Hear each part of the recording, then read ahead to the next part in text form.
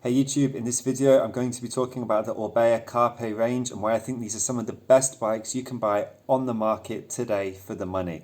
Long story short, I've ridden hundreds of bikes, but as I was riding the Orbea Carpe, and it was the 40, which is the entry level one for around €600 with mechanic disc brakes.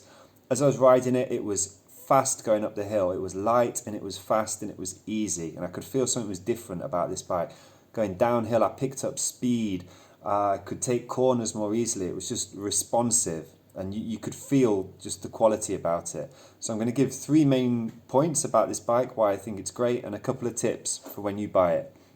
What do you get for your money? Well, the Carpe range goes from about 600 to €1,100. And as it goes up, basically you get more gears. It's like 1x7, then 1x9, 1x10. And it goes from mechanical disc brakes to hydraulic disc brakes.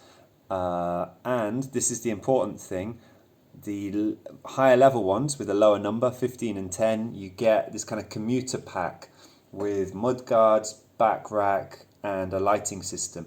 Now, if you're going to get an Orbea Carpe, get one of those with all these accessories, the manufacturer's accessories. Don't get them afterwards. Like you can see, this one has a aftermarket pannier on the back. Doesn't look that good. Likewise, if they don't get the same mud guards, it's going to look cheap. So get the model 15 or 10 with the hydraulic disc brakes, and it's got all the accessories you need with it. It's worth spending extra because this is a bike you're going to want to keep for life. I think the price is good in terms of the lightweight and very strong frame, and what you can see is the cables go inside the frame. They're not on the outside, they're on the inside. Also the hydraulic disc brakes, the tires are supposed to be puncture proof. For the quality, it's an accessible price.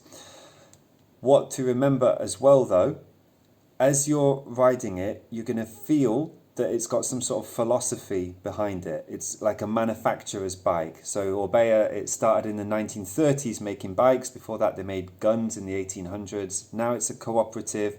You can just feel that it's craftsmen behind it. Now, I know some of the parts are made in Portugal, some of the parts, like the frames, are made in Taiwan. But the assembly, the testing, the quality control, the molds, that's all done in Spain. You can feel that. You can feel that there's like love and care and attention put into this bike. So the brand, often you'll talk to people about Orbea and they say, oh yeah, that's a good company, that's a good brand. Why do they say that? It's a 100% employee owned in Spain. So the employees have got part of the company. It's not owned by some sort of hedge fund or speculators who don't care that much. You can feel that care and attention when you're actually riding the bike. Quick word about the Vector range. When the price goes up, you're getting a carbon fork, you're getting more gears, and some of them have the drop handlebars.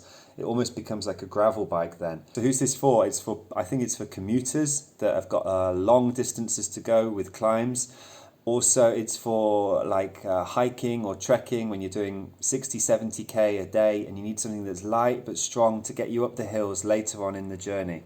I see a lot of people saying, I need an electric bike. Well, I really need an electric bike. No, I think you need this bike. Electric bikes, you're having to plug them in all the time every few days. They're heavy to move around. If you had a lightweight, strong bike, if your concern is getting up hills, I think this is the bike for you. It is such a pleasure to ride. So why don't I have one? Because I'm just doing maintenance on this one. I'd like a second-hand one, and the second-hand prices are high. I can't quite shell out the full money right now. I found a second-hand one for 420, but the frame size wasn't quite right. In the end, I bought a Trek FX, which you can see just behind there. It's black, and that was €100. So for these other brands, you can get cheaper ones. The price stays high for an Orbea basically, and it's hard to find a good quality second-hand one. So that's one reason I haven't found the right one. I don't want to spend that much. I know I'm addicted to second-hand bikes.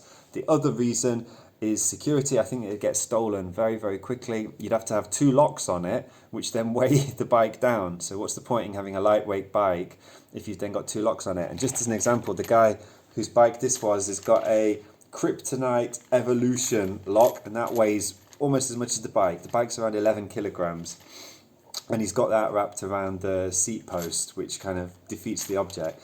So you really have to feel secure about where you're leaving it and not let it out of your sight. One thing I think could be improved, I'm just not that keen on the seat. This is the standard seat on this Orbea range with these studs on the back, and I find they're not that comfortable, and you slide off a little bit. Likewise, the tyres are these Kenda puncture-proof tyres. I prefer the racing tyres that they had on earlier models, but both of these things are personal preferences. You should still get the bike and just change the seat and the tyres and keep those as spares. Overall, I give the bike 9 out of 10.